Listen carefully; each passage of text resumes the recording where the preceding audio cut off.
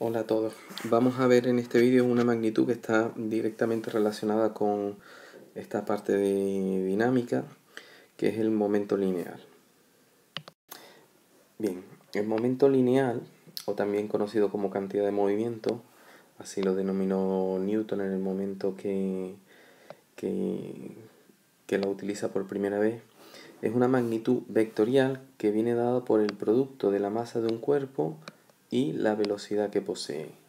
Se representa por la letra P, como vemos aquí, es un vector, y como hemos dicho, el producto de la masa del cuerpo por la velocidad que posee.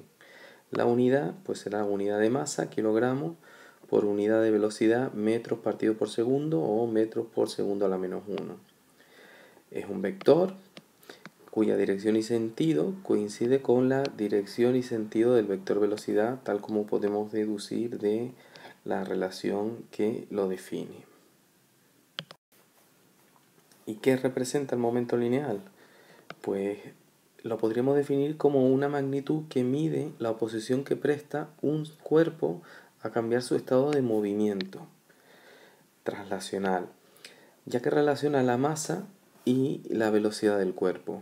Evidentemente, cuanto mayor es la masa que tiene un cuerpo o mayor es su velocidad, mayor tendrá que ser la fuerza aplicada para modificar su estado de movimiento. A modo de ejemplo, muy evidente, no se necesita la misma fuerza para detener una motocicleta de 80 kilogramos que a un camión de 1000 kilogramos. Ahí vemos cómo sería la influencia de la masa. Y de la misma forma, costará mucho más detener un camión de 1000 kilogramos si va a 100 kilómetros por hora que si va a 5 kilómetros por hora. Bien, es una magnitud, tal como estamos intuyendo ya, directamente relacionada con la fuerza que hay que aplicar sobre un sistema para cambiar su estado de movimiento. Vemos aquí dos ejemplos.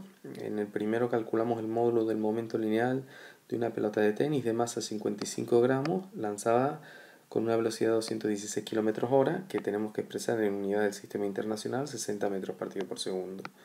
El módulo del momento lineal será igual a la masa por el módulo del vector de la velocidad, y en este caso nos da 3,3 kilogramos metros por segundo a la menos 1 o metros partido por segundo.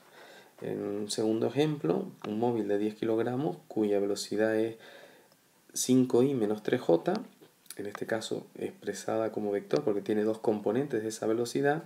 El momento lineal vendrá dado por 10 por 5i menos 3j, que sería igual a 50i menos 30j kilogramos por metro partido por segundo.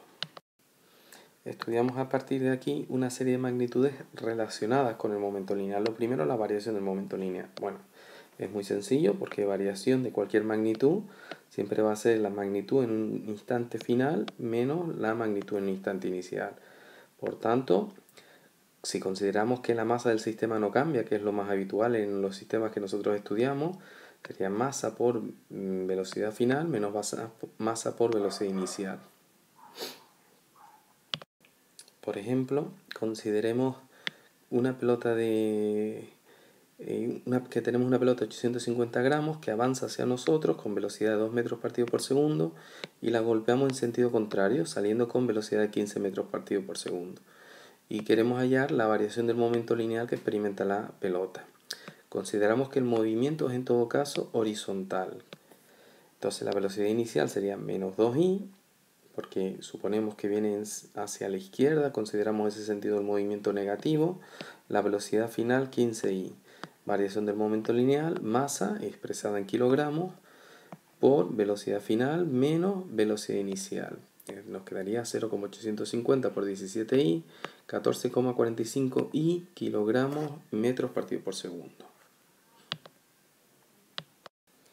Es importante resaltar que en aquellos movimientos que tengan lugar en una dimensión, como el que acabamos de ver en el ejemplo, podemos omitir la notación vectorial y simplemente indicar con signo negativo un sentido del movimiento, en este caso hacia la izquierda, y con signo positivo el sentido contrario.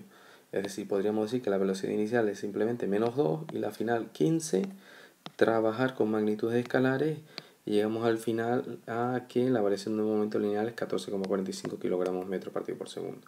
Esto lo podremos hacer siempre que el movimiento tenga lugar solo en una dirección. Analizamos ahora la relación entre la segunda ley de Newton y esta nueva magnitud que hemos denominado momento lineal. La segunda ley de Newton nos dice que la suma de las fuerzas que actúan sobre un sistema es directamente proporcional a la aceleración que experimenta este sistema, siendo la constante de proporcionalidad la masa del mismo. Pues bien, esta ley que nosotros conocemos y aplicamos habitualmente de esa forma en problemas, no fue inicialmente escrita por Newton de esta manera, sino fue descrita en función del momento lineal. Vamos a ver cómo la describe Newton inicialmente. Si nosotros partimos de la expresión suma de las fuerzas igual a masa por aceleración y tenemos en cuenta que la aceleración es la derivada del momento lineal, del vector velocidad respecto del tiempo, y además que nosotros, si la masa del sistema no cambia, la podemos meter dentro de dicha derivada, porque las constantes las podemos sacar y meter dentro de la derivada sin mayor problema, tendríamos que la suma de las fuerzas es igual a la derivada de la masa por la velocidad, o lo que es lo mismo, la suma de las fuerzas es igual a la derivada del momento lineal respecto del tiempo. De esta forma obtenemos la expresión que utiliza Newton por primera vez como su ecuación fundamental de la dinámica. La suma de las fuerzas que actúan sobre un sistema es igual a la derivada del momento lineal con respecto al tiempo del mismo.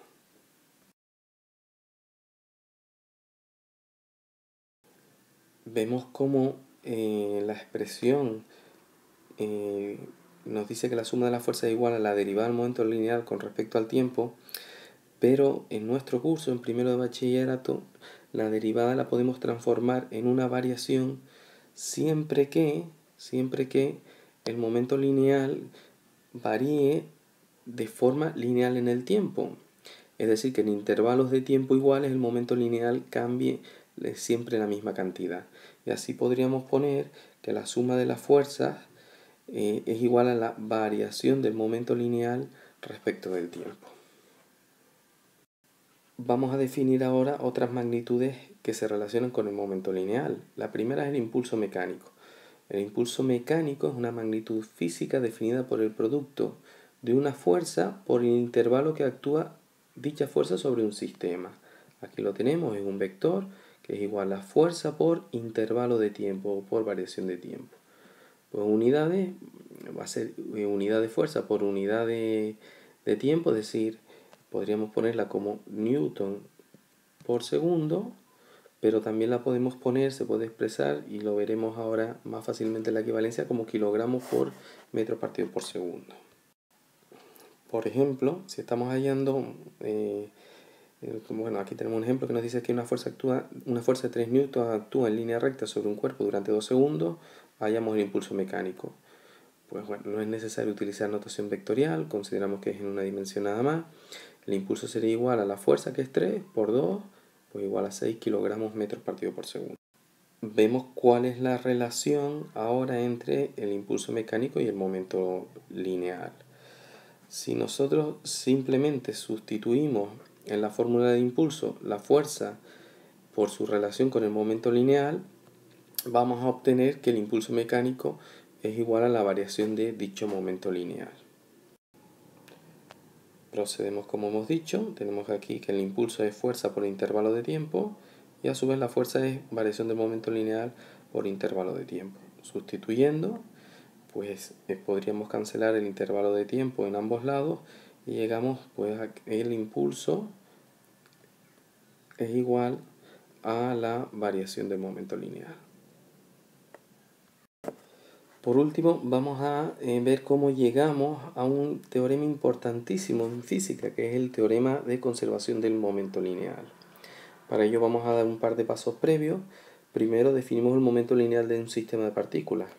La idea es muy sencilla, muy simple, y supongamos un sistema de partículas como las que tenemos aquí, un conjunto de bolas de billar. Podemos definir el momento lineal total del sistema como la suma de los momentos lineales de cada una de las partículas. Es decir, momento lineal de la primera bola, más momento lineal de la segunda, más el de la tercera y así sucesivamente hasta la última partícula.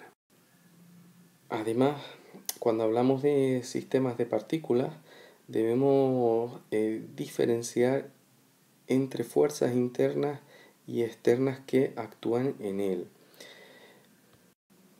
Las fuerzas internas son aquellas que se ejercen entre partículas del sistema. Por ejemplo, la que podría ejercer esta bola sobre esta otra o esta sobre esta otra y así sucesivamente. En general, nosotros sabemos, además por la tercera ley de Newton, que la fuerza que ejerce una partícula sobre otra es igual a la menos fuerza que ejerce esta última sobre la primera. Y por tanto, al sumar todas las fuerzas internas que actúan sobre un sistema de partículas, la resultante va a ser siempre cero, porque se anulan por pares. Por otro lado, debemos tener en cuenta las fuerzas externas, es decir, aquellas que son ajenas al sistema de partículas, es decir, que no las ejerce una partícula del propio sistema sobre otra. Como ya hemos dicho que la suma de las fuerzas internas es nula, la fuerza total que actúa sobre un sistema de partículas es igual a la suma de las fuerzas externas que actúan sobre él, ya que las internas se anulan. Y esta es una conclusión muy importante que debemos tener en cuenta para definir ahora el teorema de conservación del momento lineal. El teorema de conservación del momento lineal nos dice lo siguiente. Si la fuerza externa total que actúa sobre un sistema de partículas es nula o se puede considerar despreciable, el momento lineal del sistema permanece constante. Vamos a demostrarlo. Para demostrarlo partimos de esta expresión que ya conocemos, la suma de las fuerzas es igual a la variación del momento lineal respecto del tiempo, y si la suma de las fuerzas es igual a cero, significa que la variación del momento lineal respecto del tiempo es igual a cero, y de ese cociente solo se puede deducir que la variación del momento lineal tiene que ser cero. Y si la variación del momento lineal es cero, el momento lineal del sistema de partículas no está cambiando, es decir, debe ser constante. Este teorema de conservación, o principio de conservación del momento lineal, tiene múltiples aplicaciones en análisis cinéticos y dinámicos de sistemas de partículas. Es especialmente importante en el análisis de colisiones y de explosiones de sistemas o de separación de un sistema en varias partes. Así, por ejemplo, en una colisión, como hemos dicho, las fuerzas que realmente son importantes son las de acción y reacción entre objetos. Se pueden considerar que las fuerzas externas son prácticamente nulas o se pueden despreciar en el momento de la colisión. Por tanto, es vital el teorema de conservación del momento lineal de las partículas para poder determinar trayectorias o espacios que van a recorrer las partículas después de la colisión, o con qué velocidad van a salir, bueno, en general las magnitudes cinemáticas después de la colisión. Se debe cumplir que el momento lineal justo antes de la colisión debe ser al momento lineal justo después de la colisión. También es importante este teorema de conservación del momento lineal en el estudio de movimiento de partículas después de una explosión o un disparo de un proyectil. Cuando se dispara un proyectil, se pueden despreciar justo en el momento del disparo el resto de fuerzas externas o todas las fuerzas externas, siendo únicamente importantes las fuerzas internas que actúan para que el proyectil pueda ser lanzado. Se debe cumplir igualmente que el momento lineal del sistema antes y después de la explosión del disparo no cambia. Bien, pondremos ejemplos de estos dos tipos de aplicaciones de conservación del momento lineal más adelante. Espero que se haya entendido bien la teoría para poder llevarlo después a la práctica. Saludos.